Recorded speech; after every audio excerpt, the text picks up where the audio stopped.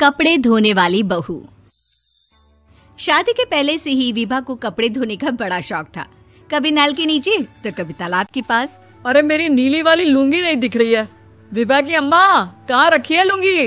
अरे वो तो विभा ने परसों ही धोकर रखी थी आपकी अलमारी में, देखो वहीं होगी। वो ना मैंने आज धो दी, मुझे लगा कि गंदी हो गई होगी। अरे कैसे गंदी हो गई थी? उसे तो मैंने पहना भी नहीं। हे भगवान, इस लड़की के कपड़े धोने की आदत से परेशान हो गया हूँ मैं।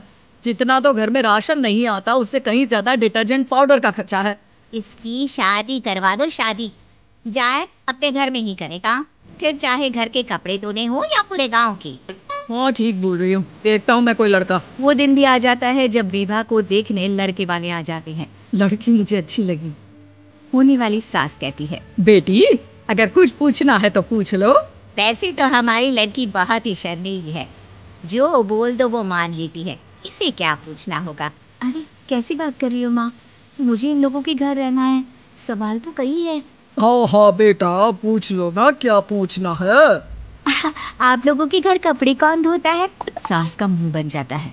देखो, अगर तुम ये कहना चाहती हो कि तुम्हें कपड़े धोने नहीं आते तो सुन लो, कपड़े मैं ही धोती हूँ, लेकिन तुम्हारे आ जाने के बाद मैं रुमाल तक नहीं धोऊंगी। चुप रहना भाग्यवान।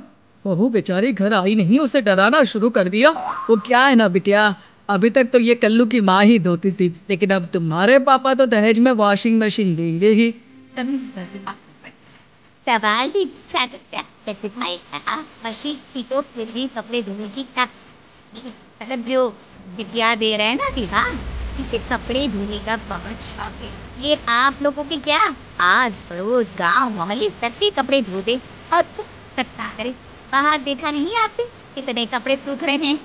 सब हमारी बेटिया ने ही तो धोए हैं। बस भी करो ना माँ, शर्म आ रही इतनी तारीफ सुनकर। और तो और एक दाग निकाल कर दिखाओ तो मान जाओ। हाँ अच्छा अच्छा, माफ करना बेटा, मैंने गलत समझा। हमें तो रिश्ता बहुत पसंद है।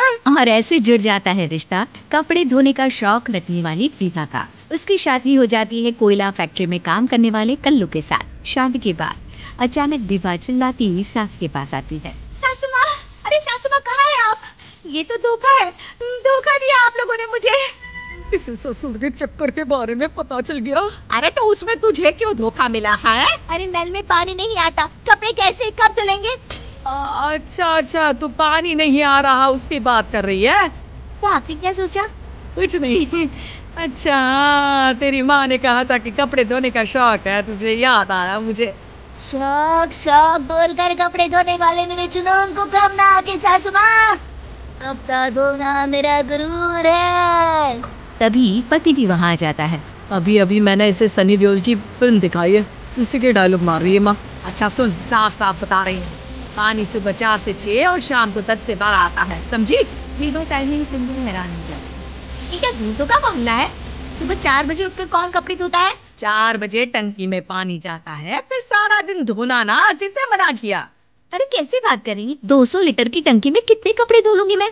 सुबह ही उठ जाऊंगी मैं। अब क्या था, विभा सुबह 4 से लेकर रात के 12 बजे तक कपड़े ही धोती रहती। एक रोज सास पड़ोस से निकलकर कहीं जा रही होती है कि साथ वाली कहती है, हाँ कल्लू की माँ, जरा ये बताओ कि 2 साड़ी है, 2 ब्लाउज और एक पेटीकोट और एक नाड़ी वाला लंबा कच्चा। हाँ तो अरे तू क्या कितना लोगी धुलाई, ये बताओ। वो बंद कराए हम क्या? हमारे पति सरकारी नौकरी से अभी रिटायर हुए हैं और बेटा सुपरवाइजर है कोयला फैक्ट्री में। तो बंद समझ रखा है हमें।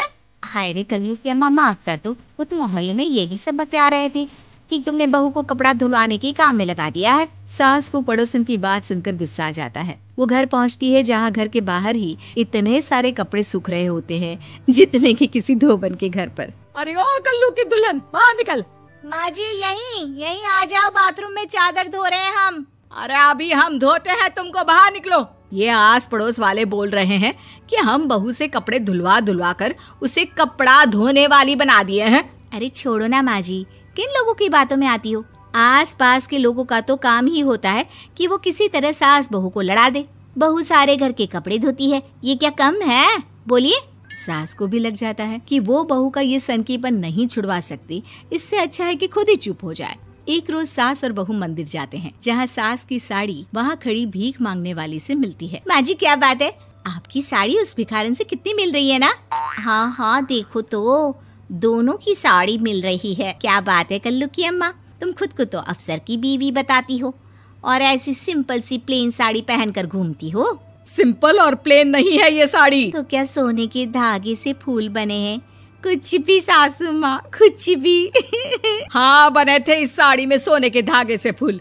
मेरे पति लेकर आए थे मद्रास से स्पेशली मेरे लिए 10,000 की। ताहे भाई साहब इस भिखारन के लिए भी सेम टू सेम साड़ी लेकर आए होंगे 10,000 की। सास उस वक्त तो कुछ नहीं कहती, लेकिन बहू के साथ घर आती है और अलमारी से एल्बम निकाल कर लाती है। ये साड़ी देख रही है, ये वही साड़ी है जिसे मैंने अभी पहना था। इस साड़ी में ये जो चमकदार फूल दिख रहे हैं ना, ये सोने के धागों से काटे गए हैं। लेकिन तू लोकल वॉशिंग मशीन ब्रश से घिस घिस कर सारे फूलों को निकाल कर साड़ी प्लेन कर दी। मुझे माफ कर दीजिए सासू माँ। और तो और, जब मैंने तुझे तेरी गलती के लिए कुछ नहीं कहा, लेकिन तूने तो सबके सामने मेरा मजाक ही बना दिया। क्यों? बहू को समझ में आ जाता है कि अब से उसका कपड़े धोना बंद।